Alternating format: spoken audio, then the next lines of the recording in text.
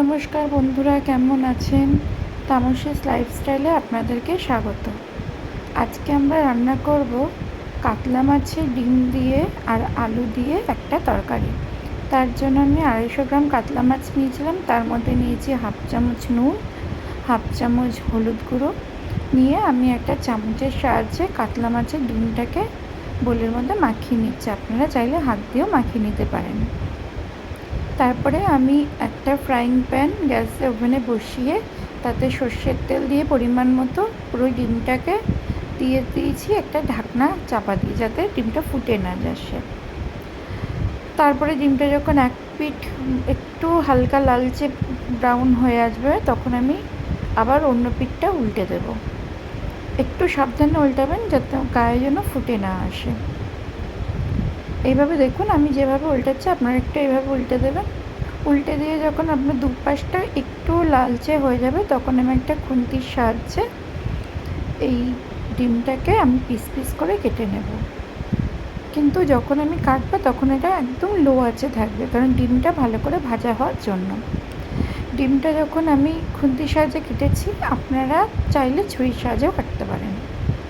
আমার কাছে খুন্তিটাই মনে হচ্ছে সহজ উপায়, তাই খুন্তির সাহায্যে কেটে নিয়েছি।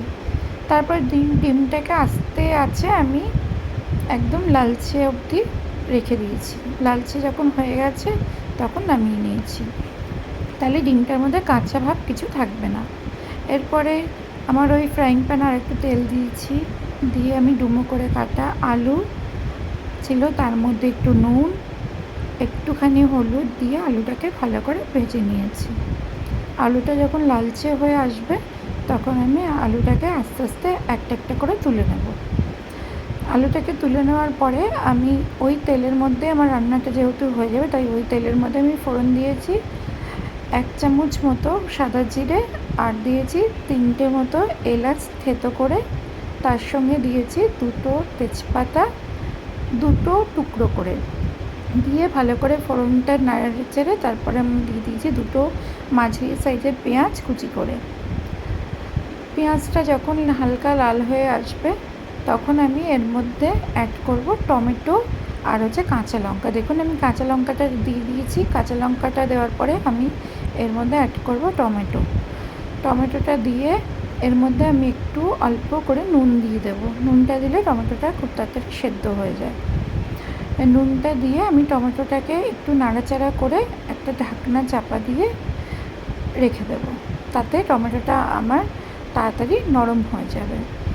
টমেটোটা দেখুন আস্তে আস্তে যখন নরম হয়ে আসবে ওই সময়ে আমি একটা একটা করে মশলা এখানে অ্যাড করব।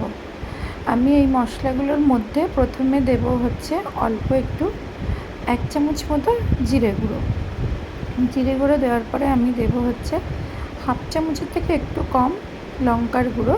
আপনারা যেরকম ঝাল যে খাবেন সেরকম বুঝে দেবেন।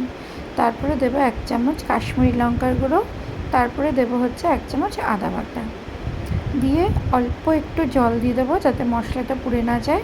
দিয়ে ভালো করে টমেটো আর পেঁয়াজের সাথে মশলাটাকে আমি কষিয়ে নেব। মশলাটা যখন কষে যাবে, যখন হচ্ছে এর মধ্যে একটু আমার হলুদ লেগেছিলো তাই আমি হলুদ দিয়েছিলাম। কষে গেলে তখন আমি এর মধ্যে আলু যে ছিল টুকরো করা সেই আলুটা, ভাজা আলু দিয়ে দিলাম। দিয়ে ভালো করে এটাকে আরেকটু আলুর সাথে কষাবো। আলুর সাথে যখন কষা সুন্দর করে হয়ে যাবে তখন এর মধ্যে আমি অ্যাড করব জল। আমি আমার পরিমাণ মতো দিয়েছি, আপনারা আপনাদের পরিমাণ মতো দেবেন। আমি এখানে 2 বাটি জল অ্যাড করেছিলাম, কারণ আমার 2 বাটি জলে যা ঝোল হবে তাতে আমার হয়ে যাবে। আপনারা আপনাদের পরিমাণ মতো দেবেন। তো জলটা দিয়ে এবার আমি আস্তে করে ঢাকনাটা চাপা দিয়ে দেবো যাতে ঝোলটা ফুটতে থাকে।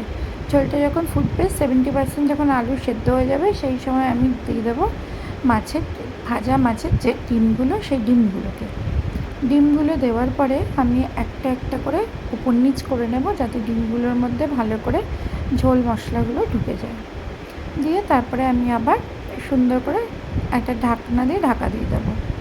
ঢাকা দিয়ে দেওয়ার পরে যখন আমার আবার দেখবো যে যখন একটু মাঝখানে আমি চেক করেছিলাম যে আমার আলুগুলো সেদ্ধ হয়ে গেছে, ওই সময় আমি একটু দিয়ে দেবো এর মধ্যে হাফ চামচ মতো গরম মশলা গুঁড়ো, আর দিয়ে দেবো আমি হচ্ছে 1 চামচ মতো ঘি।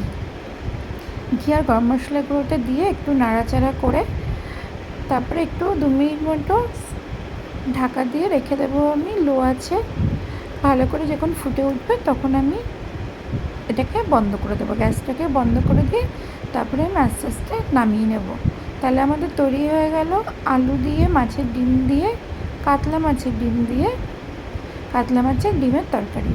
কেমন লাগলো রেসিপিটা একটা কমেন্টস করে জানাবেন।